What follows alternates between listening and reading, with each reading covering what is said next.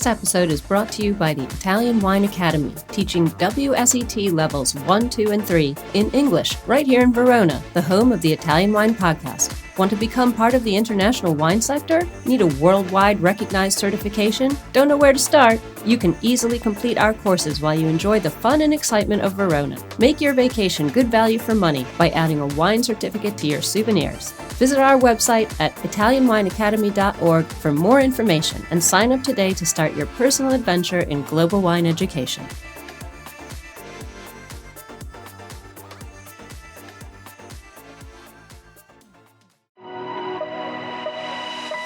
Welcome to Jumbo Shrimp Wine Study Maps. We have specially created this free content for all our listeners who are studying for wine exams. This has been a journey of development since Stevie Kim discovered Rosie Baker's hand-drawn maps on Instagram through 2 years of work by our in-house editorial and graphics team, and now the maps are available to purchase in beta form while they undergo the final proofing and editing by our expert advisory board. It's a 3-layered project because we know everyone learns differently. We now offer the complete box set of 39 maps, this series of podcasts with the maps narrated by our crack team of wine educators, and finally, the study guide book, which will be published later this year. Our map project is in no way a substitute for the material set out by other educational organizations, but we hope all the wine students out there will find our map project a new, exciting, and useful tool for learning. For more information and to buy the maps, please visit our website at mamajumboshrimp.com.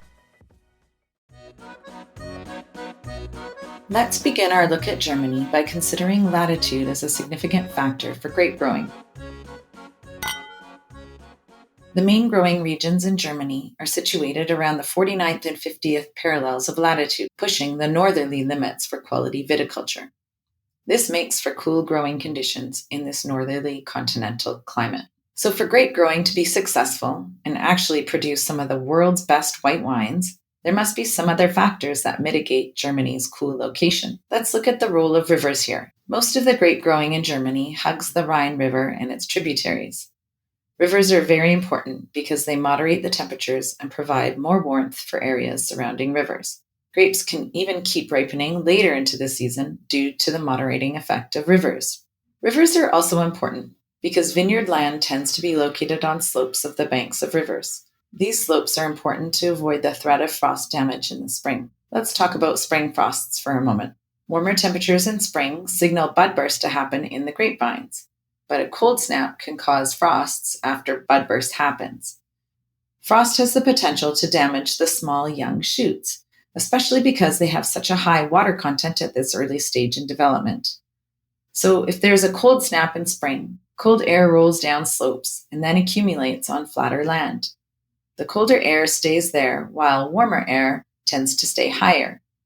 That means that vines on flatter areas can be vulnerable to frost damage, but vineyards locating on slopes can avoid frost damage as the cold air rolls downhill and away from the vines. Slopes are also important in cooler climates because sunlight is intensified by hitting vineyards at a more direct angle. There is a major caveat, though, about viticulture on slopes here. Slopes are indeed crucial for successful grape growing in the cool regions of Germany, but planting too high on slopes would make it too cool for ripening grapes. So vineyards are generally located below 200 meters of altitude. One more point about climate factors in Germany. Grape growing can continue well into autumn since autumns here are long and dry. We will see this as a particular benefit for late ripening Riesling and also for the production of Prädikatswein. Another factor that allows for viticulture to be successful here are mountain ranges, like the Taunus range that blocks cold winds and rain from the north. Let's have a look at the main grapes grown in Germany. White grapes have dominated production in Germany due to its cool climate, but plantings of Spätburgunder have been on the rise. Riesling is Germany's most planted grape variety. It is very well suited to the cool climate because it can survive the cold winters. It's a late budding variety, which allows it to escape early threats of spring frost, and it also works in tandem with the warm, long autumn weather, because it's also a late ripener. In Germany, Riesling is represented in a full range of styles, from dry to sweet, including botrytis and ice vine styles. We'll discuss these wine styles a bit later. It is also site-specific and expresses itself differently depending on where it's planted. Riesling is a quality grape and can lead to wines with complexity and aromatic intensity. Cooler expressions can have green fruit flavors, and riper wines will have some tropical notes. With age, Riesling wines can develop a petrol-like aroma. Spätburgunder, also known as Pinot Noir, is the most planted black grape. It is planted in warmer areas of the country, particularly Baden and Pfalz. It is made into dry reds that often see some oak maturation, although this trend is waning. Germany has invested resources into the development of crosses in the hopes of creating grape varieties that are better suited to Germany's cool climate. Many new crossings were developed in the 20th century. Müller-Thurgau is a product of a successful cross between Riesling and Madeleine Royale. It was valued because of its ability to produce abundant yields and sugar levels. It was also valued because of its ability to ripen earlier. This is a key characteristic in such a cool environment. Let's put this into context of the 20th century and the difficulties associated with growing Riesling. Back then, techniques hadn't yet been developed to allow this late ripening grape to ripen properly, especially in cooler years. So Müller-Thurgau was a grape that became very popular despite its lower quality and lower levels of acidity than Riesling. Dornfelder is the most successful of the black grape crosses. It is valued for its deep color and exceptional quality in a cool climate country like Germany. It has high acidity with a fruity and floral character. The white grape, Zielvener, is not a cross, although it has been used as a parent grape in Germany's push to develop many crosses. It was once the most planted grape. Growers liked it because of the high yields it produces. The wines are fairly simple and have lower acidity than Riesling. But in Franken, when yields are kept low, it can produce high-quality earthy wines. Let's now move on to German wine law and labeling terms. This is a fundamental part of understanding German wine. It has struck fear in the hearts of many, but it is not so difficult if we take it step by step. Let's start with the fundamental principle of German wine law. This principle is to classify grapes according to their must weight at the time of harvest. In other words, grapes are classified by the level of sugar content they have at harvest. This is unusual, but let's imagine why this may have been developed in the first place. We've established that Germany is a cool country located so far north, an unlikely place to grow grapes. They had to work quite hard to get grapes to ripen here, going to such lengths as planting on steep slopes up riverbanks to eke out any extra bit of warmth and sunshine. They even developed grape crosses that could ripen more effectively in this climate. So when it came to creating wine laws here, the basis of wine law was the ripeness level of grapes. Now that we've established this context, let's get into the details of German wine law. The quality pyramid has 4 levels here and follows the pattern of EU classifications. We have wines at the top PDO level, the next PGI level, and then the lowest level of wines without a geographical indication. Starting at the bottom level, Deutsche Wein is wine made from grapes anywhere in Germany and made in any style. The next level is Landwein, the PGI level of wine, meaning grapes come from slightly more restricted areas of Germany. Landwein is actually not a commonly used GI. Now let's move into the top PDO level. Wines at the PDO level come from smaller geographical areas than PGI wines. This follows the same pattern of PDO wines throughout Europe.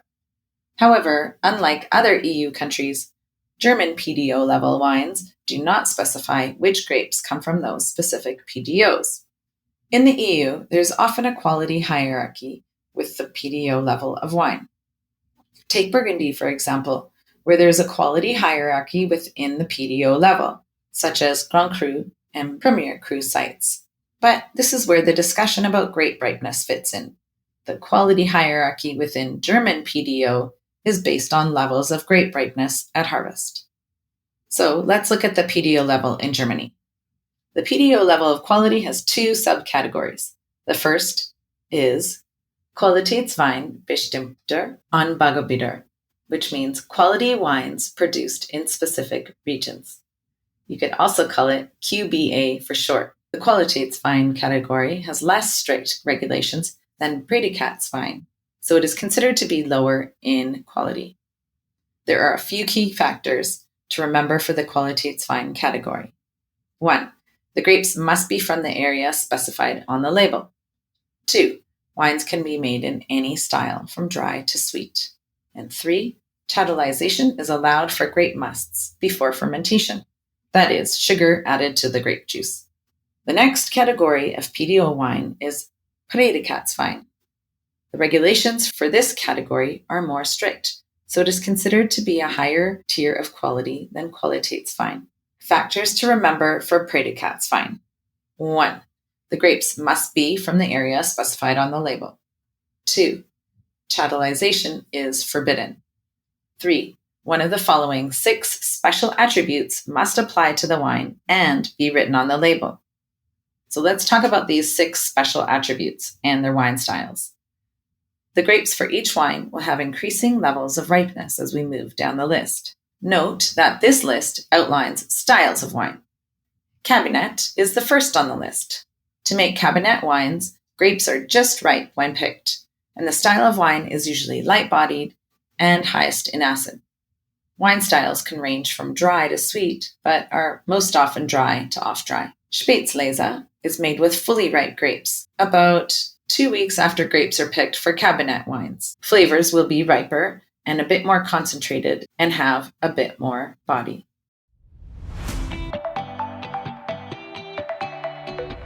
Thank you for listening to Italian Wine Podcast. We know there are many of you listening out there, so we just want to interrupt for a small ask. Italian Wine Podcast is in the running for an award, the Best Podcast Listening Platform, through the Podcast Awards, the People's Choice. Listener nominations is from July 1st to the 31st, and we would really appreciate your vote. We are hoping our listeners will come through for us, so if you have a second and could do this small thing for us, just head to ItalianWinePodcast.com from July 1st to the 31st and click the link. We thank you, and back to the show. Beerenauslese, or BA wines, have an even higher must weight, and the wines are always sweet. Grape berries are usually botrytis infected. BA wines are not common, given that conditions have to be exceptional for such ripening to occur. Then we have Eiswein. This sweet style is becoming more and more rare since producers are less willing to take the risk to produce these wines. To make Eiswein, grapes are left on the vines until December or later and are then harvested at -7 degrees Celsius. The frozen grapes are then harvested and pressed immediately before the ice inside the grapes has a chance to melt. The frozen water stays behind, so what is left is a small amount of concentrated juice that gets made into Eiswein. Riesling made into Eiswein can have very concentrated flavors with high acidity to balance the sweetness. Eiswein sells for very high prices to reflect the tiny yields and difficult winemaking process. Trockenbeerenauslese, or TBA, has an extremely high must weight. The grapes are shriveled by botrytis and yield a very tiny amount of juice. These wines are very sweet with high acidity to prevent them from being cloyingly sweet. TBA is quite rare and typically fetches the highest prices for wine in Germany. Since TBA wines have the highest must weight, they represent the top tier of Prädikatswein. Let's look back at Cabernet, Spätlese, and Auslese wine styles. Regulations allow for these wines to be dry or sweet, or medium sweet for Cabernet and Spätlese.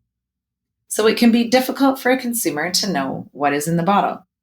To address this, there are other labeling terms to indicate sweetness level. Dry wines can be labeled as Trocken. Off-dry wines can be labeled as Albtrocken. And sweet wines could be labeled as Süß.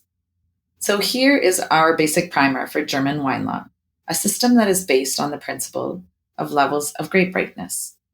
As we can imagine, not everyone in Germany was satisfied with this definition of quality for wine, if we could put it that way.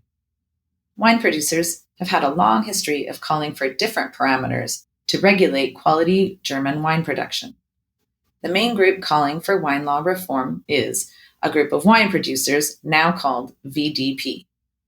They did not successfully change German wine law, so they created a separate system of wine regulations to counter the German wine laws that they considered to be ineffective for quality wine production. These wine regulations established by the VDP are more strict than German wine laws. For example, there are lower maximum yields under VDP regulations. The VDP only allows specific grapes to be grown in particular regions. Producers in this group use the VDP label on their wines, typically their dry wines, to indicate their adherence to these stricter regulations. These dry VDP wines must have the additional label of Grosses Gewächs, or GG, placed on the bottle. These GG wines represent high quality, some of the best dry wines in Germany. The VDP has also addressed their frustrations with the basic principle of German wine law by creating an alternate classification system, one that is based on origin rather than must-wait. This system organizes vineyard areas into 4 tiers, a system that echoes the quality tiers of Burgundy. The lowest tier is for regional wines. The next is for village-level wines. And then first-class vineyards, and finally, the top tier that is equivalent to Burgundy's Grand Cru parcels. It is important to note that this classification system is not part of German wine law and applies only to the producers within the VDP group. However, the VDP is lobbying for this labeling system to be protected under the law. Moving on from the vast and somewhat complicated world of German wine law, let's now refocus on the wine regions. The Mosel is perhaps the most well-known region in Germany, named after the main river. Here, we are in a northerly location in a northerly country, so there are a few factors that are important for successful grape growing here. Sites are selected to make sure grapes will have adequate warmth and sunlight to ripen. South-facing vineyards along the Mosel River benefit from increased sunlight intensity, and the dark-colored slate soils can extend ripening time by radiating heat back to the vines when the sun disappears each day. Some of the world's greatest Riesling comes from the Mosel. Mosel Riesling typically has pronounced intensity aromas, high acidity, low alcohol, and lighter body. The region is divided into 3 sections: the Upper Mosel, the Middle Mosel, and the Lower. The majority of the best vineyards are located in the Middle Mosel. The 2 tributary river valleys of the Mosel, the Saar and the Ruhr valleys, are generally cooler for grape growing, with the exception of a few important vineyards for Riesling production here. So moving southeast of the Mosel is Nahe, a relatively large region with its vineyards scattered throughout. It has varying growing conditions, but as a whole, the region is protected by the Hunsrück Mountains, making it slightly warmer than the Mosel. Some of the warmest vineyards are located in the east of the region, on south-facing banks of the Nahe River. Riesling is the most planted grape here, making wines with slightly lower acidity and more body and slightly riper fruit character than Mosel. Dry wines can be labeled GG for Riesling only. Rheingau is a highly prestigious region that covers a part of the Rhine River across from Rheinhessen. The region is protected from the cold by the Taunus Mountains. Most vineyards benefit from southerly exposure and tend to produce Riesling that reflects these relatively warmer conditions. Riesling wines tend to have fuller body and riper fruit than Mosel wines. Most wines are made in a dry style, which reflects historical efforts to promote dry wine styles from valuable sites in Rheingau. Dry wines can be labeled GG for both Riesling and Spätburgunder, as authorized by the VDN. Rheinhessen is known for its large production and high yields, made possible by relatively warm growing conditions and flatter, fertile valley floors. Riesling is the most planted grape. The next is high-yielding Müller-Thurgau, used mainly for the high-volume production here. The most planted black variety is Dornfelder, another German cross. Although bulk wine production dominates here, there are areas specifically reputed for quality wines. A well-established area of vineyards around the village of Nierstein benefits from east-facing exposure on steep slopes. The Pfalz is a north-south oriented region, tucked between the strip of mountains on its western edge and the Rhine plain on its eastern edge. It is located north of Alsace and similarly benefits from the rain shadow effect. This makes Pfalz the driest region in Germany. As it is relatively easy to grow grapes here, high volume production dominates.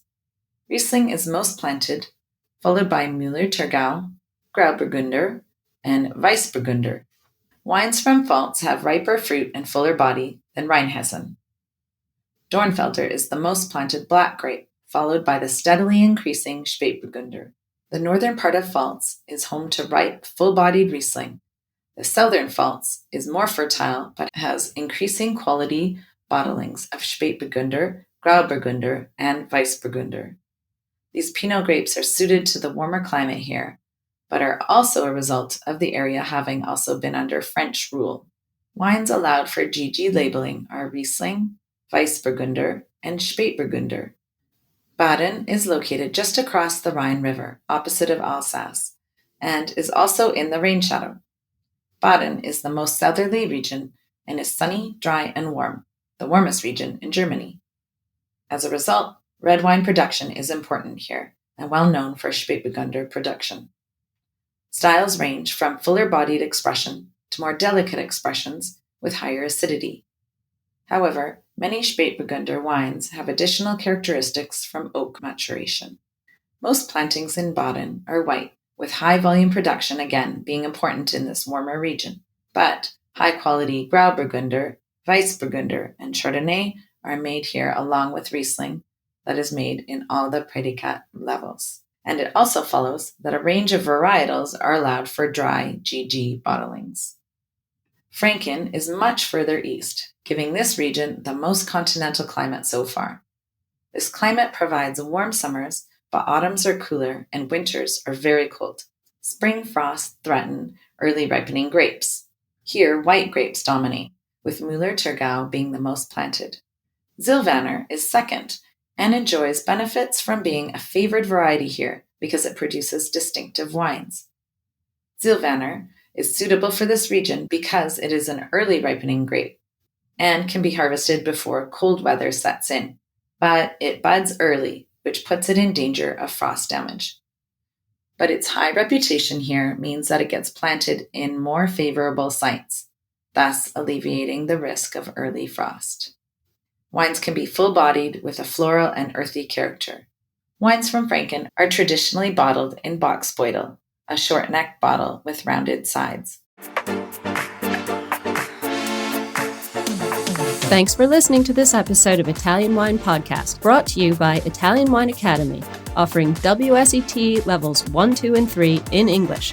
Visit our website at italianwineacademy.org for more information and sign up today to start your personal adventure in global wine education right here in the heart of Verona. Remember to subscribe and like Italian Wine Podcast and catch us on SoundCloud, Spotify, and wherever you get your pods. You can also find our entire back catalog of episodes at italianwinepodcast.com. Chin chin!